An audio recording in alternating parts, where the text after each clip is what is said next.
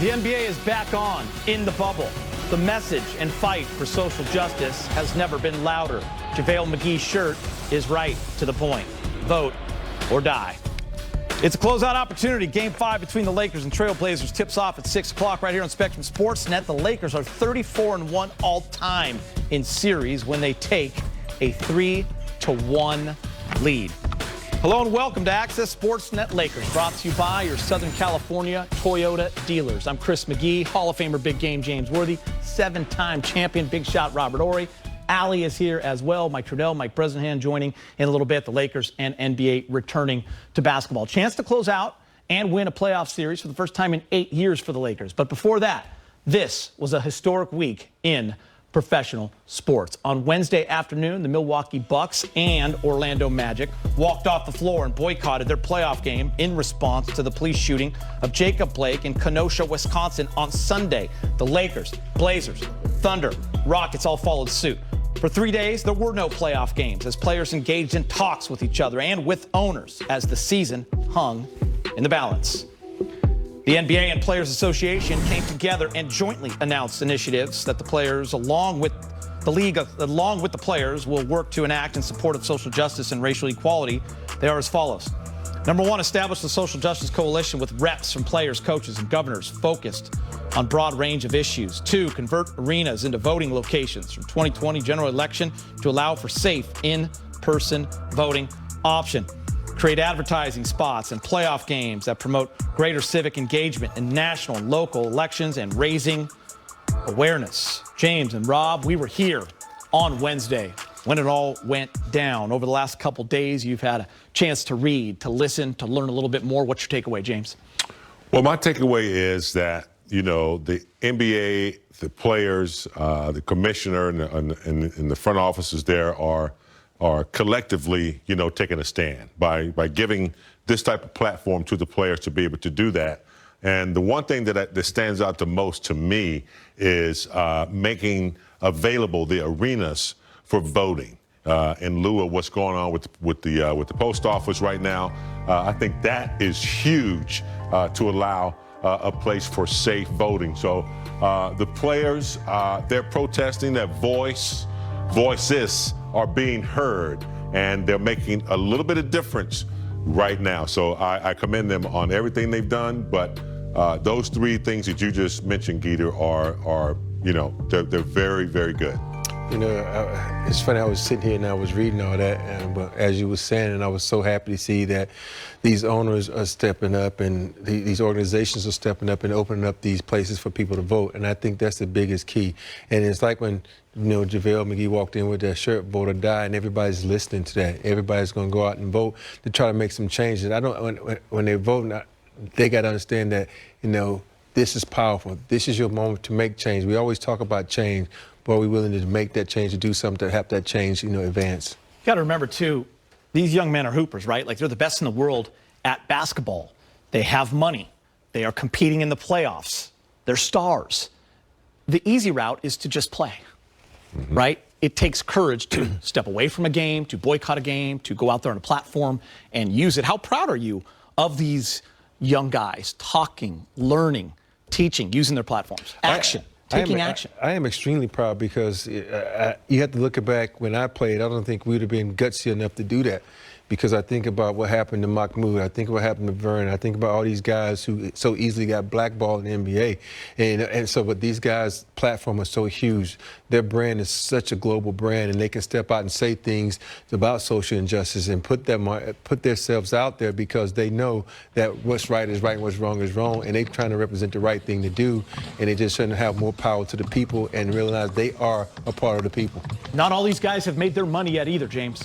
Yeah. A lot of these young guys haven't made it all yet. No, and they're out there doing it. I think they understand, you know, what's before them. And, you know, a lot of these, you know, players today, you know, they were young, you know, when, you know, or weren't even born when Martin Luther King, you know, so we've had protests. But I think they've learned from people like, you know, Congressman John Lewis, who we just lost. And they've been paying attention to what's going on the political side. And I think that's something that hadn't always been true in sports. And I think, you know, I think it's starting to materialize. They know that, you know, all these things affect them as well. They've lived this life. They've been pulled over, they've been, disrespected, so they understand it, and I think they know what their platform is all about. James, I'm curious, someone that was in this league and been around a long time, is this the most memorable week you can remember in the history of the NBA? In the NBA and just in history, period. We've never had such a diverse collective effort globally. Something that happens in Wisconsin get picked up in Berlin or Germany. So this is the most interesting time as far as protest and people seeking justice in a lot of different avenues. We have Black Lives Matter. We have people who have other claims that they're trying to get justice in. So I think it's just a beautiful collective effort, and this is the first time I've ever seen this in my life. So it's amazing. It's a proud moment that people are stepping up and from every race and every religion to try to make equality across the board. And when you see that, it makes you feel good. And I hope everybody know that it's just going to take time. These millennials sometimes want it tomorrow, but it's going to take time. And I just want everybody to be patient, understand, and don't forget about it, because we have a tendency to do stuff and it's okay. We push it to. We talked about it.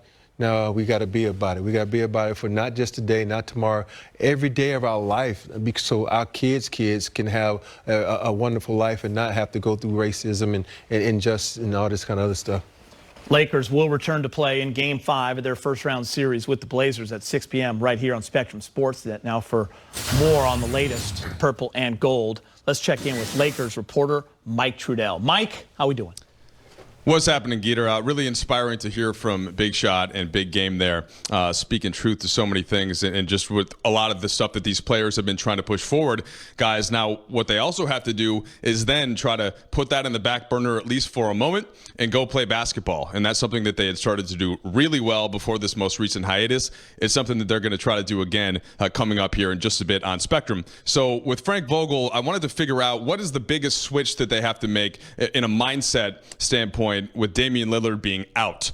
How do they deal with that? How does the game plan change when one of the best players in the league is not going to be on the floor against you? So we started with Frank Vogel with that question a couple moments ago. Yeah, well, they still have a lot of firepower, and we have to make sure we respect that. I look at a situation like the Toronto Raptors, who lost Kawhi Leonard last year, and Siakam steps up into his role, and OG Anunoby steps into Siakam's role. And, they got a young fella out there that's fearless named Anthony Simons that I anticipate will play big minutes. We'll have two dynamic guards out there that are difficult to defend. And, again, C.J. McCollum, if you give him the keys for 48 minutes, he's capable of putting up all-star numbers as well. So we will respect the firepower of this group, and it's going to be a tough game. Hey, Frank, it's Dave. You guys clearly had a rhythm in games 3 and 4 in particular. Is there any thought on where that rhythm is right now? Is it unknown? Is it a concern? What do you think about where your guys' game level is going into tonight? Yeah, well, I'm concerned about it for sure. Anytime you're pushing to reach a certain level and you finally reach it, and we have a couple of days like we had the last couple of days, that were emotionally heavy and off our feet and away from the basketball court and away from our normal work. There's always a concern of regaining that rhythm, but our guys they've worked extremely hard in this bubble. They know what we have to do to win tonight, and I expect them to come out and compete at a high level. Hey Frank, what stood out to you with LeBron's leadership these past few days, given what's been going on? Well, I've said it since I've been here. He's the best leader I've ever been around, and he's been real and just someone that everybody looks up to see how they're responding to everything. And, obviously, where this all landed, had something to do with his voice and his action. And, obviously, the more importantly, the things that went into place, the action items that went into place for social injustice, I think his fingerprints were on that as well. So, I'm just continue to be impressed with him as a leader, and the Lakers and Laker Nation we're all lucky to have him. All right, guys, fair play there from Frank Vogel. Now, just a couple of quick injury updates. Rajon Rondo not going to play tonight. Remember, he had the back spasms that he suffered a couple games ago in warmups, and then Deion Waiters has a migraine. So he is a bit of a game-time decision. Vogel said he thinks he'll be able to go, but not sure if so. Therefore, probably somewhat of a similar rotation as we saw in the previous couple games, Geeter. All right, Mike, great update. Appreciate that. We'll now show you the projected starting lineups for Game 5. As Mike just told you, a couple guys not playing, and the big one, Dame Lillard for Portland. So Gary Trent Jr., C.J. McCollum, Carmelo, Nurkic, Hassan Whiteside. They're going with the two bigs. Lakers will counter that. A.D. JaVale, Danny Green, KCP, and LeBron. Coming up on Access, when Cap speaks.